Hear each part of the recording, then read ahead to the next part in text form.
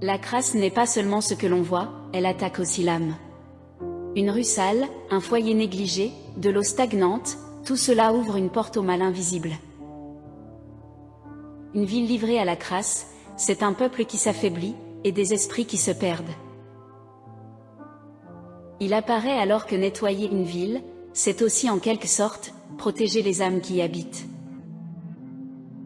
Peu importe où vous vivez sur cette planète, peu importe votre niveau social, peu importe qui vous êtes, c'est partout pareil, la propreté est très importante car c'est un barrage contre des entités négatives.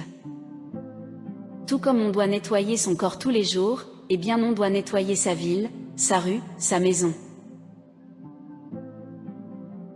Une ville livrée à la saleté apprend à ses citoyens la résignation. C'est l'âme collective qui se couvre de poussière, qui se couvre de désespoir. Le désordre s'installe comme un pouvoir invisible. Il dicte les gestes, il affaisse les volontés. Il fait croire que l'effort de nettoyer est plus lourd que le poids de vivre. Et ces âmes vivent dans cette habitude crasseuse pensant que c'est le quotidien, ou une croix à porter, ça devient un mode de vie. Pour ensuite penser que c'est culturel, ou une normalité et qu'ils ne peuvent rien y faire, ou vivent là-dedans en toute indifférence. Alors que ce n'est absolument pas normal. Ce n'est ni une croix à porter, ni une volonté d'un quelconque Dieu, ni une normalité, la saleté est une énergie du mal qui trouve un chemin. Vivre dans la crasse est un vice. L'une des branches de la paresse. C'est un très lourd vice qui détruit des vies entières, ça atteint le corps et l'âme. À l'échelle d'un pays, cette démission devient une faute inhumaine. La propreté d'un pays ou d'une ville, c'est comme une partie de son identité, tout comme l'accueil. Lorsqu'on voyage ou change de pays ou de ville, la première chose que nous voyons tous, c'est si c'est sale ou propre et dans un cas ou dans l'autre. Sa force soit le respect ou le mépris. Par ailleurs, ça démontre également que le pays respecte non seulement ses citoyens mais également ceux qui viennent visiter le pays ou la ville.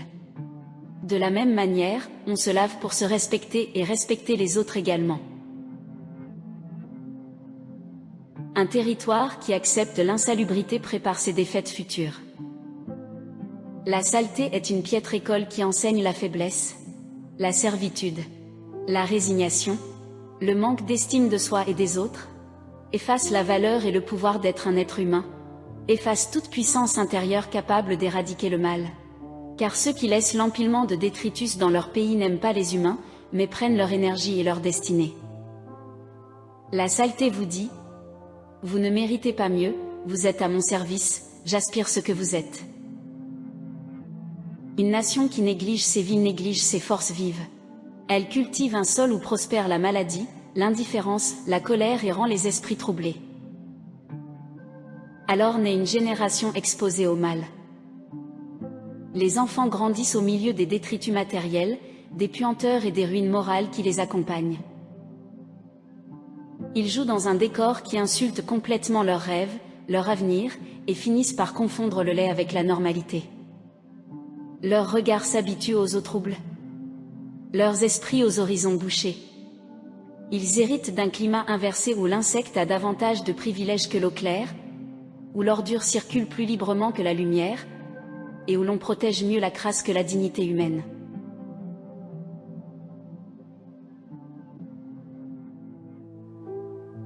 L'insalubrité trouble le rapport au sacré, elle freine le chemin vers la lumière, elle encrasse les vies et les rend défaitistes et apathiques. La crasse est un portail. C'est l'un des passages du mal après les relations charnelles, et souvent même, certains artisans du mal mélangent les deux.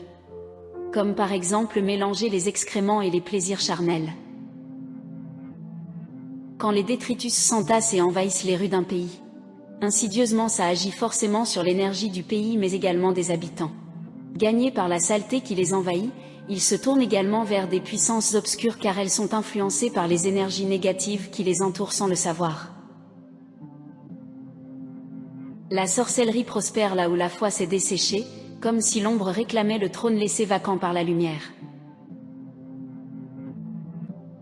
Une cité propre rappelle au contraire que l'homme n'est pas fait pour ramper, mais pour vivre sous le regard de son Créateur dans un ordre qui honore la création. La propreté est une discipline de l'esprit. La crasse installe une confusion intérieure, les pensées deviennent aussi encombrées que les caniveaux. Dans ce climat de fatigue morale, le désespoir remplace la raison, et l'on prête au sortilège ce qui relève d'abord de l'abandon humain. Comment prier quand la maison est sale? Comment élever une nation lorsque les déchets sont partout dans les rues? L'insalubrité crée un terrain fertile pour les forces obscures, peur, superstition, sorcellerie.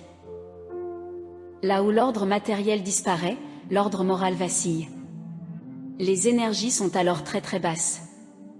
Les habitants perdent la clarté de leurs pensées et la force de leur foi, et certains cherchent dans les sorts et les invocations ce qu'ils ont abandonné dans la discipline quotidienne. La saleté est utilisée dans la sorcellerie, car c'est une porte pour les démons. Pouvons-nous nous demander si, dans certains quartiers ou villes, où on retrouve des égouts à ciel ouvert de la saleté qui s'accumule encore et encore, des eaux sales etc., est-ce sournoisement et spirituellement voulu, car cela crée un terrain favorable aux forces négatives.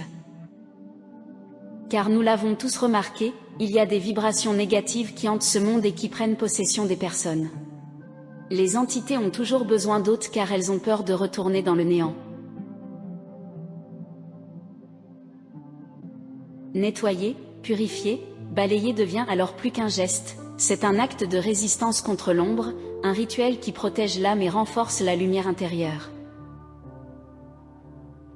Un pays propre élève des hommes debout, un pays sale façonne des êtres courbés, toujours dans le malheur.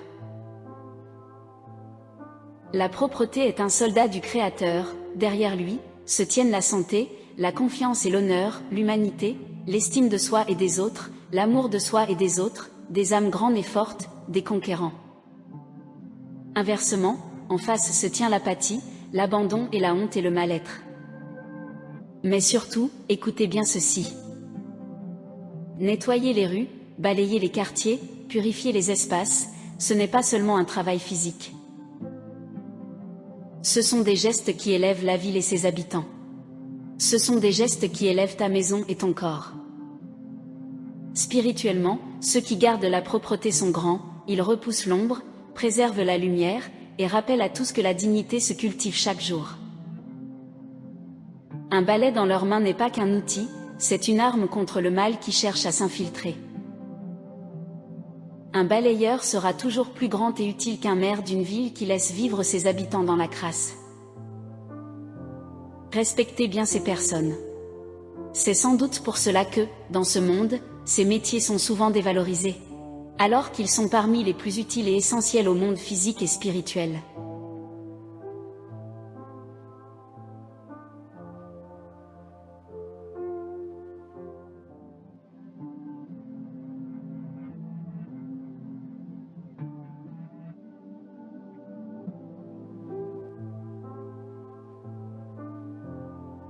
Autre chose.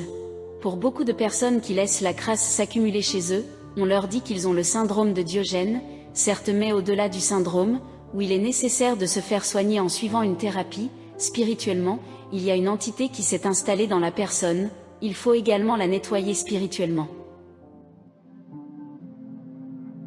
Ainsi, que ce soit dans une ville, dans un pays, chez soi ou sur soi, la saleté doit être évacuée et nettoyée, car elle est l'une des principales portes par lesquelles le mal s'infiltre.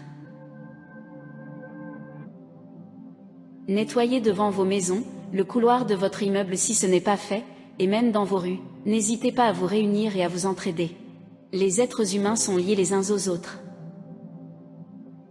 Organisez-vous. On commence chez soi puis on peut aider les autres, afin de vaincre les barrages spirituels, petit à petit, avec courage et ambition. Renoncer à nettoyer, c'est renoncer à se respecter, c'est accomplir la volonté des énergies sombres, c'est se mettre à la merci d'une vie d'errance et de trouble.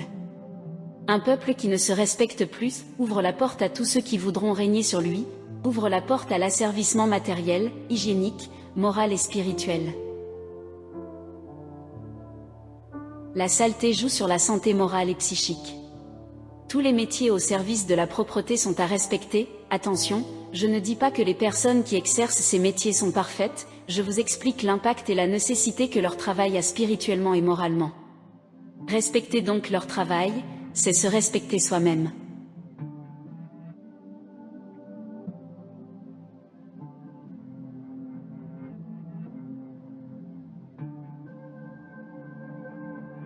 Je le répète, vivre dans la crasse ou parmi des détritus ne doit pas être une normalité. Même si rien n'est facile dans ce monde, il faut toujours faire de son mieux. Vivre proprement est un acte de foi. La propreté éclaire l'esprit, ça devrait être l'une des priorités quotidiennes pour tous.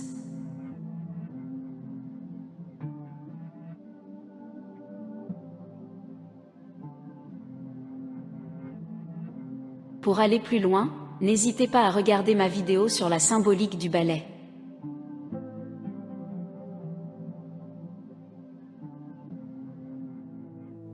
Merci pour votre écoute, prenez soin de vous.